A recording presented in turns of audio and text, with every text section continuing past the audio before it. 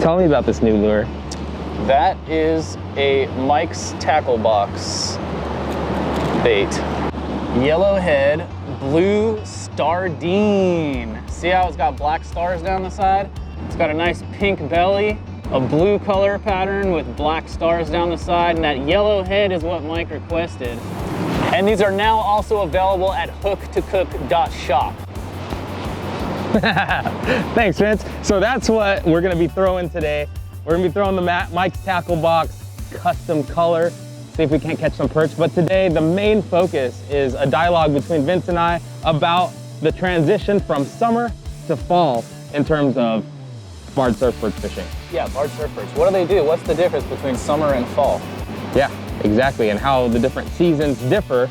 And today, that's the goal, is to catch some surf perch, kind of put a little bit of a pattern together, and then talk about it throughout the video. So just like our 6 mistakes video, we're gonna be having that dialogue while we're fishing and catching some fish in between. So hopefully you guys enjoy this and get something from it, but also as the video goes on, feel free to drop in the comment section and put things that you notice when it comes to surf perch fishing or any multi-species fishing as the seasons change. From exactly. Summer to fall. Yep, so we're gonna give you what to look out for when it's changing from summer to fall.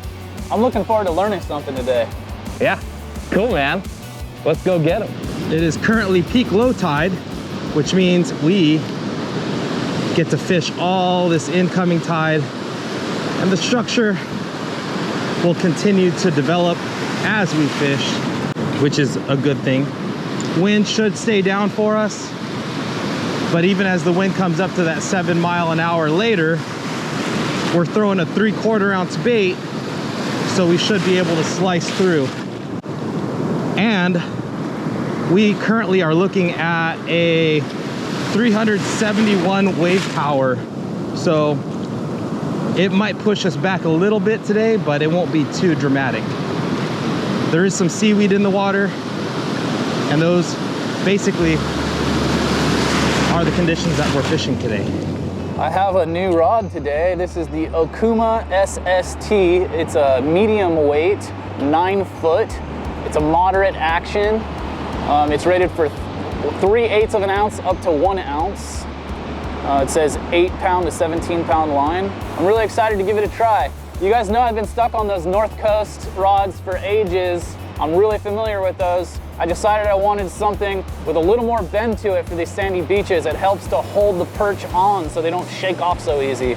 So we're gonna give this a try. It's basically the same ratings, but it has a moderate action rather than a fast action. So we're gonna see what the difference is. And he'll let us know how he likes it. And he's got it paired with a Vanford 5000 with... Actually, this is my Daiwa Ballistic 4000. Same color pattern. MQ. Yeah, they look really similar. My Vanford is coming back from service. Got a nice thick bail. Yeah, that's a new reel for me, the Daiwa Ballistic MQ 4000. I like it a lot, but not as much as I like my Vanford, my Shimano Vanford. I'm just being honest. Okay, cool, cool. Yeah, and then I do have my Okuma Hawaiian Custom with the Vanstall VR75 on there with 30-pound braid, and I do have a top shot of about 3 feet of 30-pound line.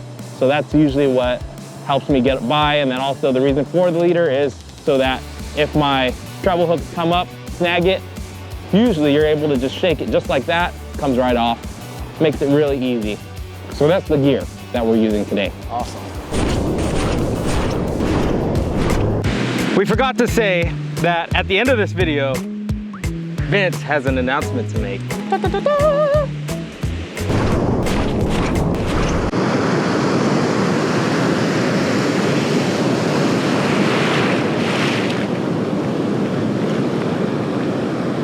There is a fish. It's a good one.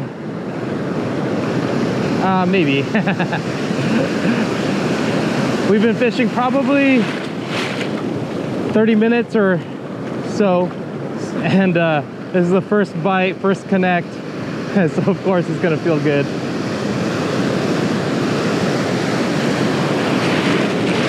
It actually ate the middle treble.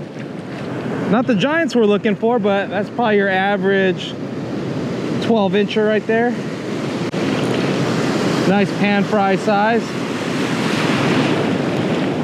But that's how he ate it. Again, that's that Mike's Tackle Box. New color there. Beautiful fish. California Barred Surf Perch right there. Put them in the perch pouch, stay on the spot, don't move. See if we can catch another one. We got that transition period going on where it is the end of summer. Temperatures have peaked and it doesn't seem to be going down. So let's start there. How about temperature? Or water temperature, right? Water temperature. Yeah. It seems to be going down. I need to clarify. We seem to have reached its peak and now we're kind of at the cusp of a downward trend. Yeah, so it's not gonna get any warmer in terms of the water temps. Probably not gonna get any warmer. I mean, unless there's like a surprise south storm that sends a bunch of south swell up late season, but it's more likely that we're gonna be seeing north swells pushing in and cooling temps down. Yeah, from here forward until next year, that's what we're gonna see. But it doesn't really affect perch that much in terms of the bite or making them move. It only affects their metabolism, right? So when it's like really hot, like the water temp, they're burning off calories a lot faster. They're gonna be feeding a lot more. But in those same times, that transitions us to bait in the water, right? So during the summer, we'll get a lot of those schools of anchovies pushing in shallow. They're chasing anchovies. But now, from here forward, every week we're gonna start seeing less of fin bait and more of sand crabs and sandworms, which you made a good observation today. Yeah, I did not see any sand crabs. Yeah. I looked for them too. I was watching the whole way. We covered probably a good 4 miles today. Probably. Yeah, so we definitely covered a lot of ground. We found all these different pockets, and in 4 miles, you're gonna see a lot of different beach. Oh yeah, a lot of different riptides, cuts, sandbars, a lot of structure. You're gonna say, this looks good, I'm about to get a bite, and then be surprised that there's no fish in there. All right, let's move on to the next one. Yeah, we covered a lot of water today. No matter what season, yeah, it's a good idea to cover a lot of water. Until you find them. Yeah, exactly.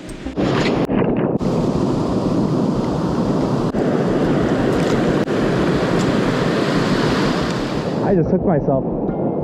Pretty darn deep. That is deep. I just got seaweed on my line, and then when I went to take the seaweed off and let the lure go, my rod tip flung it into my thumb. Whew. I guess it's an opportunity to show you what to do if this happens. So there's one of two things that I could do here. I can push through and cut off the barb, let that hook go through the other side, cut off the barb, which I don't have any forceps or dikes that I can use to cut the barb part, so that's possibly out of the question. And then another thing that I can do is the old use the braided line while I insert pressure down to yank it out. So I think that's what I'm gonna do if all goes to plan. So the first thing I want to do though is I'm gonna go ahead and take this treble hook off. I cringe whenever I see people try this trick and they still have the barb, or they still have the lure with all 3 treble hooks still attached, which ends badly when you successfully pull it out, but then you implant the other ones in. There you go. Mike's Tackle Box lure catches more than just fish, man. Well, guess this will make a tutorial video on how to get a hook out of your thumb. It's pretty bad. Way past the barb. That is in deep. So what we're gonna do, since I don't have anything with me that can cut the whole barb off of this treble hook, I can't push it through. So I'm gonna do the braid trick. And if you haven't seen this, hopefully it helps you out. Basically what we're gonna do is apply pressure this way so that the barb has minimal resistance while I wrap braid and I pull. So I'll hold it like this, wrap the braid around while I hold tight and pull really fast. So that's the theory. Let's see if we can't make it a reality here. So fortunately I have everything that we need, including the braid. So I'll give myself some braid here. And I've already removed the rest of the lure. Again, I cringe when I see people try to do this trick with the whole lure attached, and when they yank, they'll hook themselves with other trebles. Do not do that. If possible, take the hook off the split ring. This is a lot easier with 2 people, but I think I can manage just me. Here goes nothing. So what we'll do is we'll take this line, wrap it around a few times.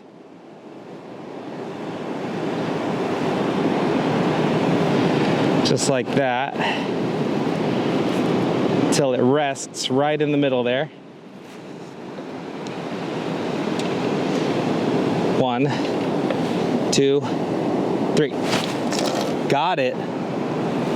First time around, got the hook successfully out of my thumb. Minimal damage because I put pressure against that barb. Now, I can put this hook back on the lure and keep fishing. Now, what do you think are some things to look out for when it is transitioning from summer to fall? I don't know. This is only my second fall season perch fishing. I don't think I have enough knowledge yet to have any comment on that. One thing that I look out for is like something you mentioned earlier, but off camera, was the tide, the red tide. As that water starts to cool and the days get shorter, the algae has less opportunity to really start to give you that red tide.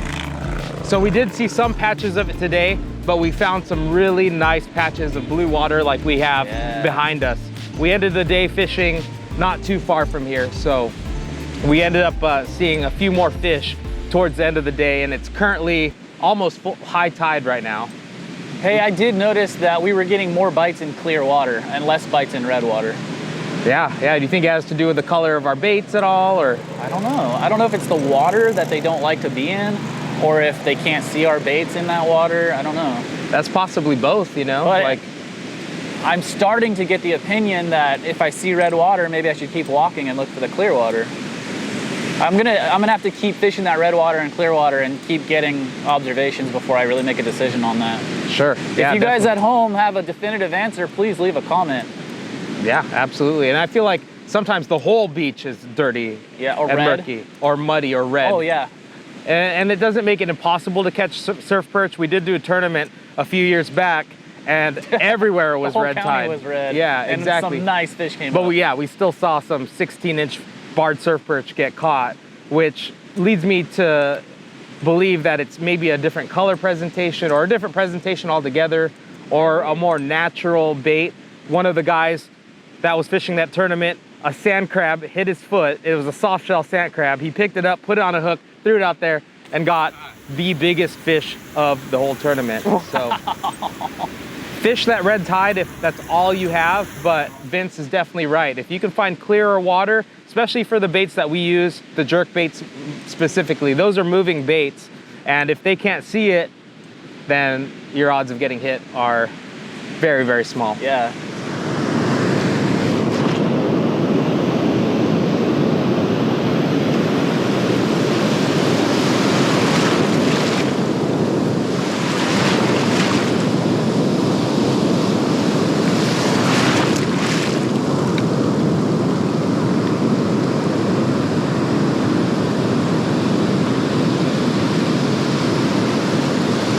There's a fish.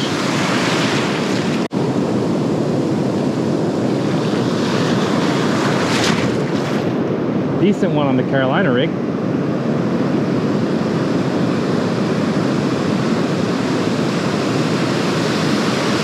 And it ate it real good.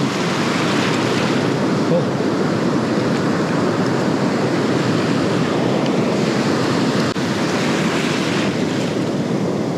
Ooh, this one's got a battle scar right on the bottom, but that is on the flip-flops and socks.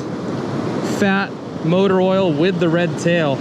I went with the red tail because the water's kind of dirty right now. And then I also have it paired with a size 3 hook. But the special thing about this size 3 hook is it's pretty lightweight, so that bait is able to stay kind of closer to the middle of the water column. Shortened up my leader a little bit as well, but fooled this guy. Both the bait and the hook are available at hooktocook.shop. Just in terms of expectations, what do you think is the hottest like perch? What season is your hottest perch bite that you've experienced so far? Dude, I've experienced wide open slabs in July. I've experienced wide open slabs in December and January. So I'm really in the opinion now that the perch are in schools, and if you're able to find them and get your bait to them, then you're gonna get on them, no matter what month it is. In the summertime, in July, it seems like we were getting them more up here on the north side of the beach, like Oceano, and then in the winter, we were getting them down south in Guadalupe and down there. No, it sounds. So maybe that about right. That might have there might be some point there, and I'm also starting to consider that, you know, maybe these fish aren't that picky about conditions at all, and it really is just about where's the school right now? Where are they? Yeah, where's the structure? Yeah, because I've seen guys catching them on the outgoing tide. I've seen them catching them midday, sunrise, sunset. So I'm scratching my head going, wait, how much do these conditions really matter? Everybody told me fish the incoming tide, fish sunrise. How much do these conditions really matter? It kind of seems what really matters is you find the school of perch and you'll be on them, and that's it. And that's just a matter of combing the whole beach or checking in at each structure point. You know, whatever your strategy is, you just got to find them one way or another. Yeah, but in your mind, you can clearly remember summer hot bites, yes, and winter hot bites. Yes. So summer and winter, those two opposites, you're still getting high opportunities. Here. High opportunities to get on a hot bite. So fall is that time where it's kind of in between.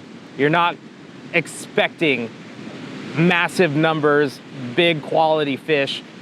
I think in summertime, yeah, you have a really good chance of catching a lot of them, a lot of schools of small ones too.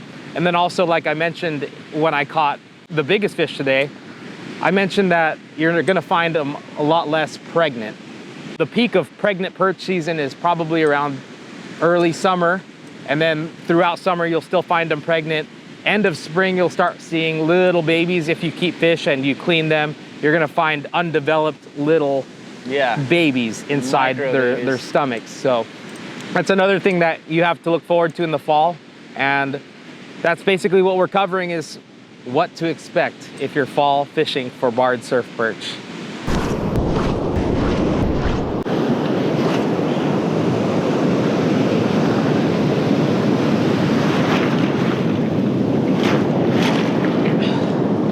Ooh, that's a big fish. This might be a late fall striped bass. Wow, that thing hit so hard. Oh my gosh, that was wild. The wind actually started to die down, so I decided to go ahead and throw the Kalisa. We actually probably covered 3 miles of beach or so, and that's a striper. That's a striper. 3 miles of beach, and oh no, that's a giant perch. Holy crap, that is a giant perch. Man, you guys heard that drag peel. That's a big perch. That is a big perch.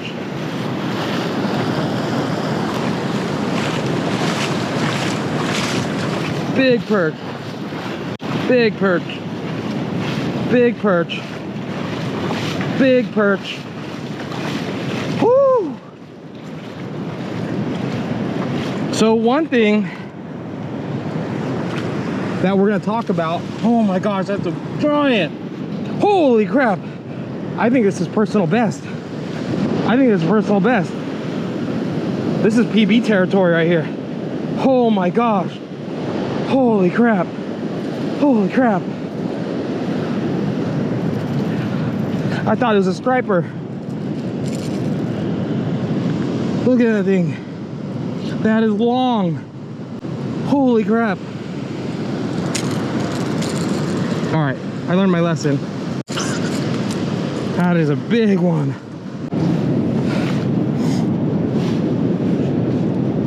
Oh no. I thought I had a new PB real quick. But there you go. Mouth on the 0. 16 and a half. Wow. That is a tank. But yeah, these fish are not pregnant usually right now, this time of year. Toad. Absolute toad.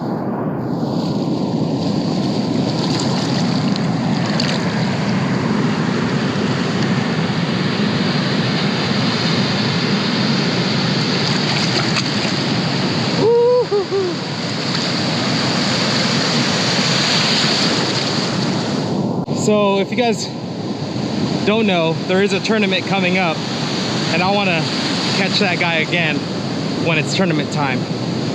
I thought I had a late striper, but I got that on the Kalisa Sardine Glow. I do carry them at hooktocook.shop if you guys want one. So you mentioned that the fish are doing most of their spawning in the summer season when it's warm. Or they're done sense. spawning, but they're just incubating their babies because the perch, you know, they give live birth. Yeah. So they start spawning closer to spring, end of spring. Okay. Like the tail end of spring, beginning of summer, and those babies continue to develop. So they're pushing their babies out in early late summer, midsummer. Midsummer, yeah. okay, summertime. A majority of them. It kind of makes sense. Yeah. Like when the water temps are the warmest, maybe that's when their babies are going to have the best chance of survival. Yeah. And there's probably more food in the water too at that time for their babies to eat. I had this thought that maybe they like to do their spawning up here on the shallow beach because those small troughs, we notice that we tend to get into schools of dinks, like smaller sized fish in those shallower troughs on the shallow side of the beach. Yeah. Maybe this is where they like to come push out their babies into those shallow troughs. Those are like the nurseries. And then maybe that's why we find the bigger perch closer to those like deep cuts and really big deep troughs. Yeah, there's a lot of evidence that supports that. I think one big piece of evidence that really supports that is in the beginning of summer, late spring, basically when some of these babies have already gotten pushed out and there's still a lot of small ones around, we have found multiple barred surf perch inside striped bass stomachs. There was like probably 2 of the striped bass we caught this season had 4 or 5 of these small grade barred surf perch, just barred surf perch candy. Yeah. So I think there's a lot of validity to what you're saying about those fish being in tight during the early summer. In the shallower troughs where big predators don't really want to go. The big predators would rather sit like in a nice deep cut where they can sneak into a deep trough and then go pound them and get back in the deep water. But they're less likely, if an area is like really walled off, they're less likely to like go into those small little troughs and hang out in there. But that's where the little baby perch are. So I think that maybe it's just a safer place for those babies to be. So maybe they move up the beach in the summertime or like springtime, pop out all their babies in summertime up here on the shallow beach. And then for the winter season, maybe they're back down on the deeper beaches. Yeah, if we have any marine biologists watching this, leave that in the comments if you know a little bit more about the breeding cycle and what pushes them in close and what pushes them away. I really want to know. I really wish that they would make a documentary, get some scuba divers in the water, follow these fish for a whole year and show us the wonder of the perch, the surf perch. And that would be a huge undertaking, that's for sure. Cool. But so if we're gonna summarize what the fall fishing is all around or all about, I would narrow it down to two things. I would narrow it down to temperatures, water temperatures, which I did realize it this morning. We were about 53-degree air temperatures, but the water temperature was in the 60s, 61, 60, maybe 60 even, right? Okay. So I was actually feeling it where the water was warmer than the air temperature. Yeah. So that trend is going to continue until the air temperature and the water temperature is the same. And as we go into winter, we're going to start getting cold water, cold air, and it's going to balance out. So those are going to be the things that you're going to look out for if we're going to boil it down. So temperature is the first thing. And then the second thing is what the fish are feeding on. Now the anchovies, the deeper we get into the colder months, December, they're going to be totally out of here, but they're going to be transitioning out. So they're going to be only left with sand crabs and sandworms to eat. Exactly. So that if they can find them. Yep. I've had some really amazing bites in the wintertime. The really big ones want to come in close during wintertime. So that's what we're ramping up towards. And that's why it's good to cover a lot of beach and fish as much as you can in the fall, so you can see that winter transition, fall to winter. So we'll do an episode when that comes along. But yeah, that's where I would summarize it. I'd say it's all about the temperatures right now as well as the bait. So we're still gonna get them on the plugs in the wintertime and here, but it's gonna be nice as they start to get in closer and closer as those anchovies and small bait fish move on out. I didn't catch one smelt today.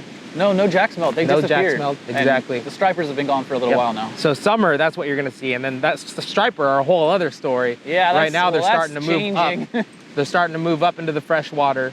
And then that's where they'll spend most of the winter until spring. And then the water, the rains will push them back into the ocean. Yeah. Cool. Anything you thought about fall that we didn't cover? No, not fall. I could comment on my new rod.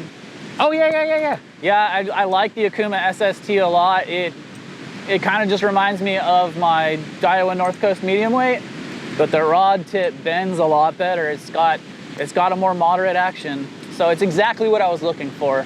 It's rated up to 1 ounce. I could throw the I could throw the 1.5 ounce Carolina rig, no problem. It casts the jerkbait really well.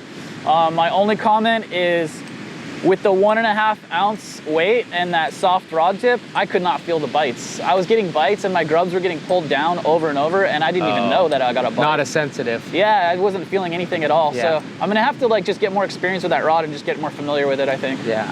I'm sure it's a carbon rod, right? It's a carbon fiber, yeah. That's interesting that it's not that sensitive anymore. Well, it's not that it's not sensitive, because I could feel my jerkbait wobbling when I was jerking it and stuff.